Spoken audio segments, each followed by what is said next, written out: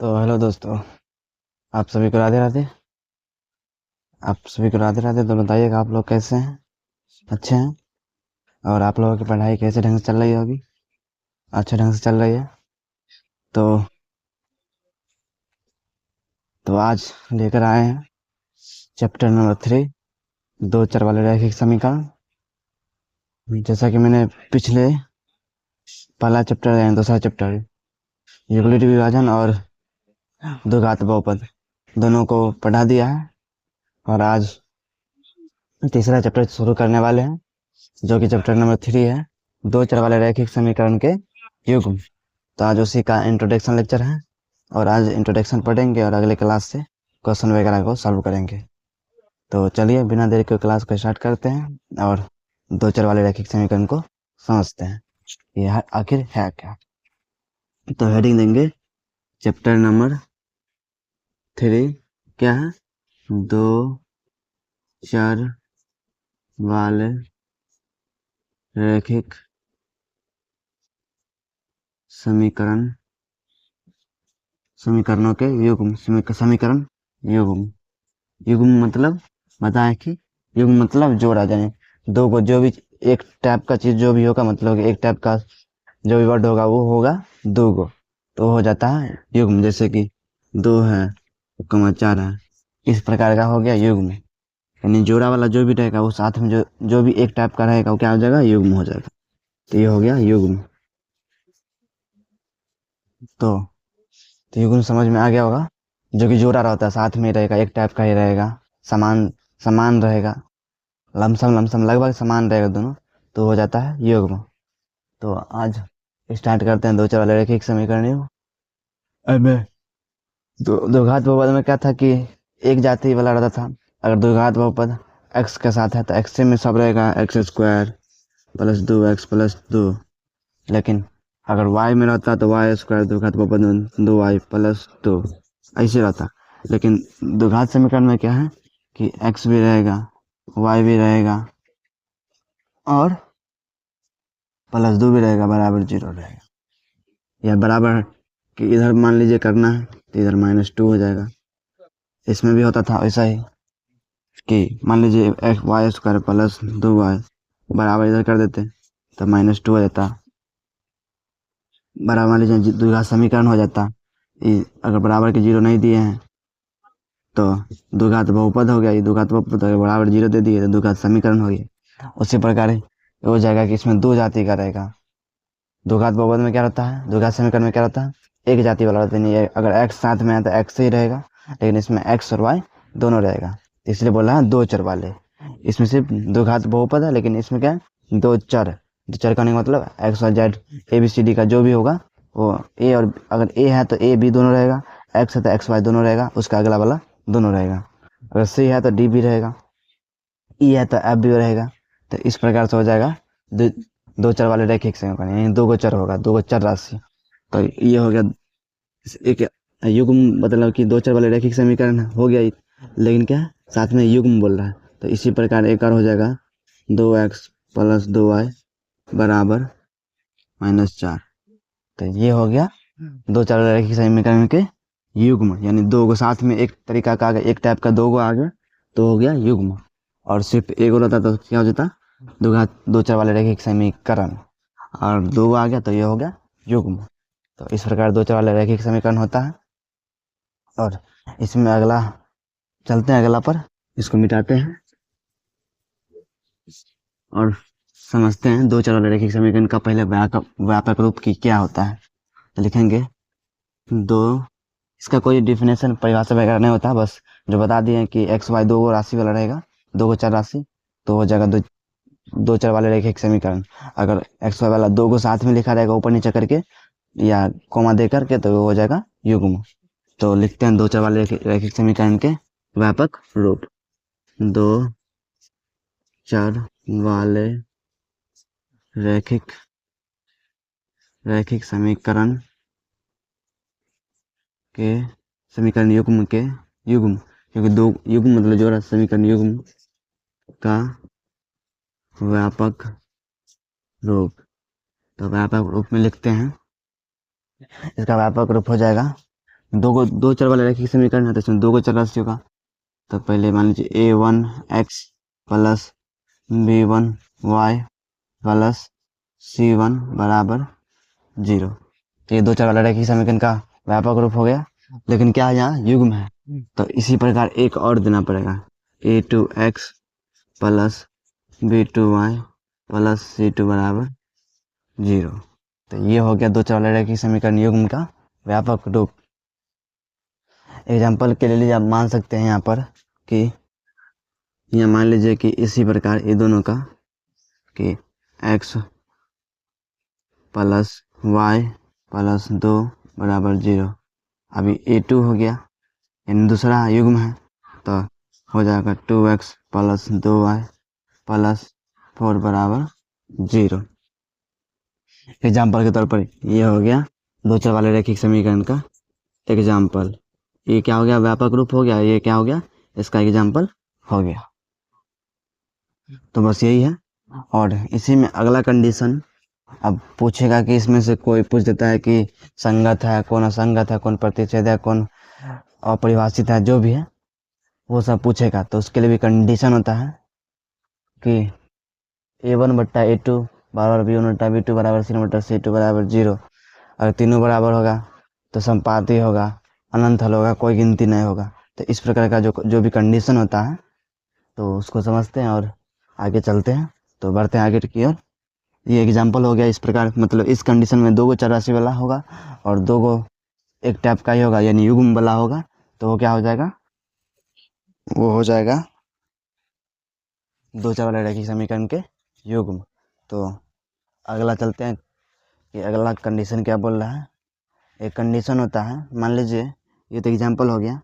अब यहाँ मान लेते कोई पूछेगा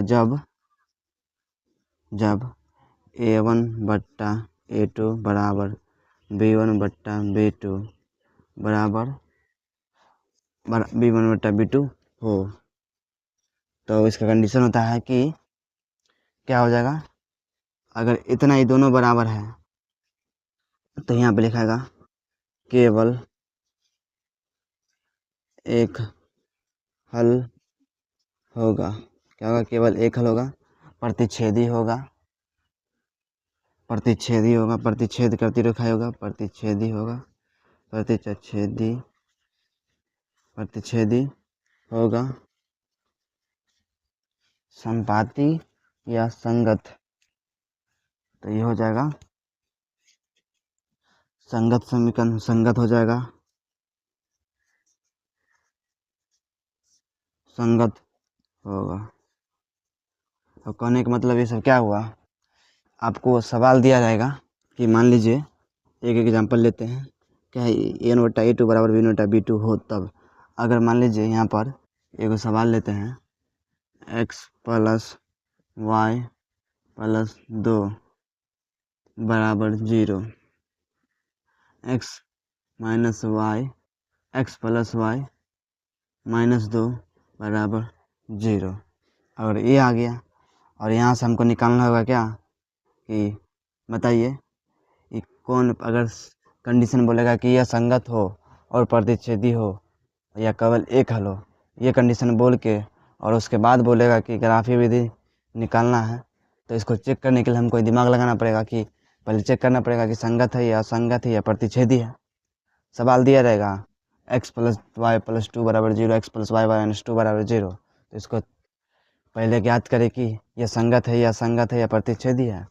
अगर संभव हो, संगत हो, तो ही इसका क्या करना है, समीकरण को हल करना है। तो उसके लिए क्या करना पड़ेगा, हमको चेक करना पड़ेगा। कंडीशन होता है कि अगर बोल रहा है कि हमको संगत है, यानी जिसका केवल एक हल है, प्रतिच्छेदी हो, इस कंडीशन में बोलेगा। तो इस कंडीशन के लिए होता है कि a1 बट्टा a2 बराबर b1 बट्टा b2 हो, तो ही इसका केवल एक हल निकलेगा। तो इसका इस कंडीशन में होगा तो केवल उसका एक ही हल निकलेगा, यानी दूसरे विधि से नहीं बनेगा। कोई भी विधि से बनाइएगा तो उसका आंसर एक ही आएगा, यानी बार बार आंसर इसका चेंज नहीं होगा। तो होगा क्या कि पहले a1 बट्टा a2 बोल रहा था, a1 का जगह कितने हैं, नहीं कुछ तो एक है, और a2 का नहीं कुछ तो एक है। तो 1 बट्टा 1 बराबर B1 की जगह नहीं कुछ तो 1, यहाँ पे B2 की जगह नहीं कुछ तो 1, तो ये हो जाएगा 1/1। लेकिन और उसके बाद क्या होना चाहिए, बराबर। इसके बाद हमको देखना नहीं है। अगर इस कंडीशन में आ गया तो क्या हो जाएगा, प्रतिच्छेदी हो जाएगा, केवल एक हल हो जाएगा। उसका संगत हो जाएगा, क्या हो जाएगा, प्रतिच्छेदी होगा, केवल एक हल होगा और संगत होगा। तो ये होगा दो चर रैखिक समीकरण का पहला रूल। जब इस कंडीशन में होगा तो जैसे आया ना, इस कंडीशन में अगर दोनों बराबर हो गया तो क्या हो जाएगा, केवल एक हल होगा, प्रतिच्छेदी होगा और संगत होगा। तो इसको अब और अगला रूल बताते हैं। जब अगला कंडीशन है कौन वाला देख लेते हैं एक बार। जब कंडीशन होगा कि A1/A2 बराबर B1/B2 बराबर C1/C2, तो इसका कंडीशन होता है कि तीनों बराबर है। क्या है इसमें, मतलब कि x का गुणांक भी, y का गुणांक भी और c स्थिरांक भी, अगर तीनों का कॉम्बिनेशन बराबर आ रहा है, यानी सम का सम कट खुट के बराबर एक रंग आ रहा है, तीनों इक्वल में आ रहा है बराबर, यानी मान लीजिए यहाँ 1/1 है, यहाँ भी 1/1 है, बराबर 1/1 है, तो इस कंडीशन के लिए क्या हो जाएगा, पहला हो जाएगा कि यह संगत होगा। क्या हो जाएगा, यह संगत होगा। हो तो पहला कंडीशन होगा यह संगत होगा, संगत होगा। क्या होगा, संगत होगा। अभी आप लोग नहीं समझ रहे हो कि संगत असंगति क्या क्या बोल रहे हैं, तो आप लोग जब क्वेश्चन बनाएंगे ना तो वहाँ आपको समझ में आ जाएगा कि हम काहे ये सब बोल रहे हैं। जो कि हम इतना बता रहे हैं कि अभी ये देख के, और मतलब कि जो रूल है 3 गो रूल, एक रूल, ये गो रूल, दूसरा रूल और एक रूल और लिखेंगे, वो 3 गो रूल आप लोग बढ़िया ढंग से देख लीजिएगा और समझने का प्रयास एक बार और हम रिपीट करेंगे, समझाएंगे ऐसा क्यों हुआ नहीं हुआ। उसके बाद आप लोगों को याद करना नहीं पड़ेगा, याद करने वाला कुछ नहीं है, समझ में आ जाएगा। और अच्छे ढंग से समझने के लिए हमको क्या करना पड़ेगा, उदाहरण के क्वेश्चन को सॉल्व करना पड़ेगा, नहीं इसके लिए एग्जाम्पल लेना पड़ेगा। तो जब एग्जाम्पल कराएंगे तो वहाँ पर बढ़िया ढंग से समझा देंगे एक बार और। तो फिलहाल के लिए संगत होगा, अनंत हल होगा। क्या उसका क्या होगा, अनंत हल होगा। क्या होगा, अनंत यानी अनगिनत, इसका कोई गिनती ना होगा, बहुत सारा इसका आंसर निकलेगा। तो ये हो जाएगा। उसके बाद क्या हो जाएगा, संगत होगा,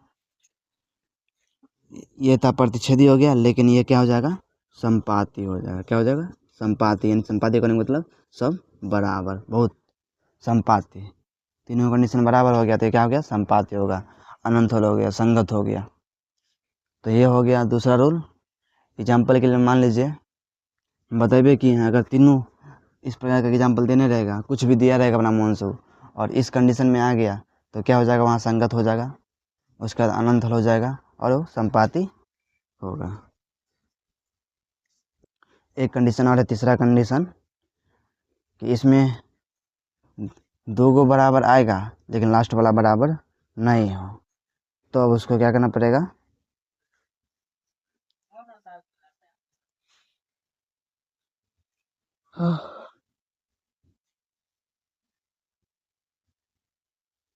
तीसरा कंडीशन पे चलते हैं। जब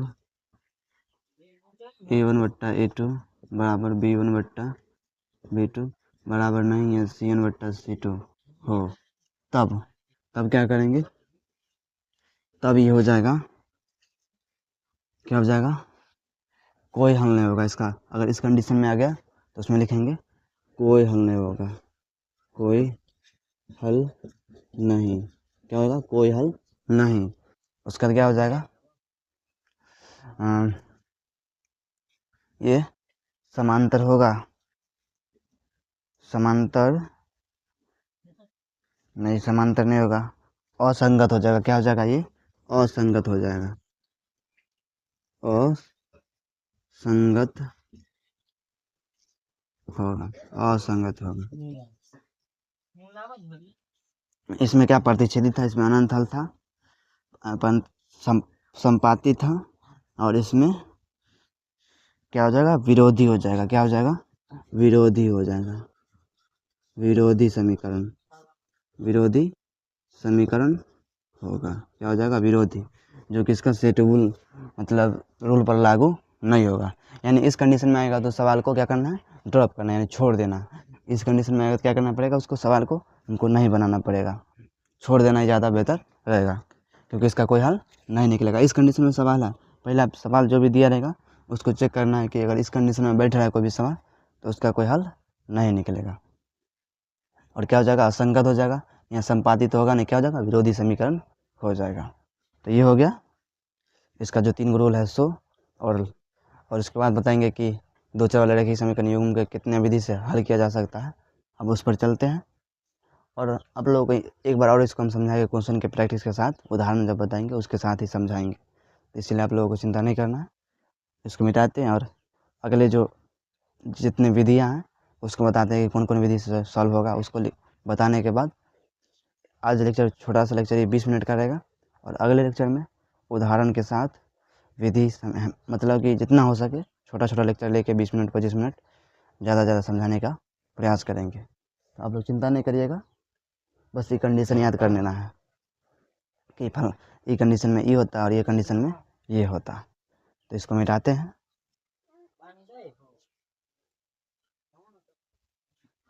तो दो चर वाले रेखीय समीकरण का अब क्या क्या बारी आ गया, विधियाँ का बारी आ गया। तो दो चर वाले रेखीय समीकरण को हल करने का विधियाँ, हल करने की विधियाँ, हल करने की, किसको हल करने की, तो दो चर वाले रेखीय समीकरण है, युग्म है, उसको हल करने की विधियाँ।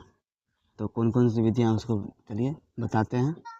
पहला विधि है कि सबसे पहले प्रतिस्थापन विधि। कौन विधि, सबसे पहले प्रतिस्थापन विधि से हल करना होगा। प्रतिस्थापन ये जब बताएंगे संगत असंगत, उसी के साथ में ही विधि आ जाएगा। और दूसरा विधि हो जाएगा विलोपन। कौन सा, विलोपन विधि, विलोपन विधि, ये प्रतिस्थापन विधि। तीसरा ग्राफीय विधि, ग्राफीय विधि। कौन सा विधि, ग्राफीय विधि। विधि सही है कि नहीं, सॉरी विधि में होगा इस साइड से शायद, ग्राफीय विधि, ग्राफीय विधि, ये हो जाएगा ग्राफीय विधि। और लास्ट चौथा, जो कि इस चैप्टर का सबसे इम्पोर्टेंट और महत्वपूर्ण भी है, चौथा नंबर कौन सा, तो वो हो जाएगा वज्र गुणन विधि। कौन सा विधि, वज्र गुणन विधि। तो चौथा नंबर लिखते हैं वज्र, नाम ही सुन के वज्र खतरनाक लग रहा है, वज्र गुणन विधि, सॉरी। देखिए ये भी एक क्लास में समझ जाइएगा, ये भी एक क्लास में, ये भी एक क्लास में, नहीं इसका देखिए ये एक लेक्चर में, ये भी एक लेक्चर में, ये दो लेक्चर, और ये कम से कम भी 3 लेक्चर है, यानी 3 2 5 1 6 1 7 क्लास में इस प्रश्नावली को समाप्त करेंगे। ये क्या है, क्लास, एक क्लास 2 क्लास 3 क्लास। लेकिन उससे पहले ग्राफीय विधि का जो फार्मूला होता है उस पर चलते हैं। तो फार्मूला निकालने के लिए क्या करना पड़ेगा, तो फार्मूला निकालने के लिए अब हमको देसी नुस्खा लगाना पड़ेगा। तो इसका होता है कि मान लीजिए पहले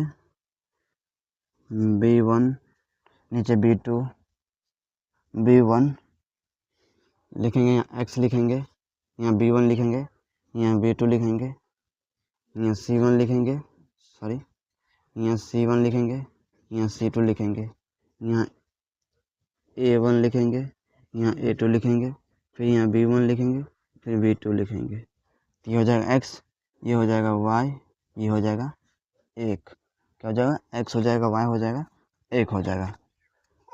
अब x जो रहेगा वो ऊपर रहेगा बट्टा के ऊपर, और ये सब कोना कोने गुना करके घटाया जाएगा तो हो जाएगा नीचे।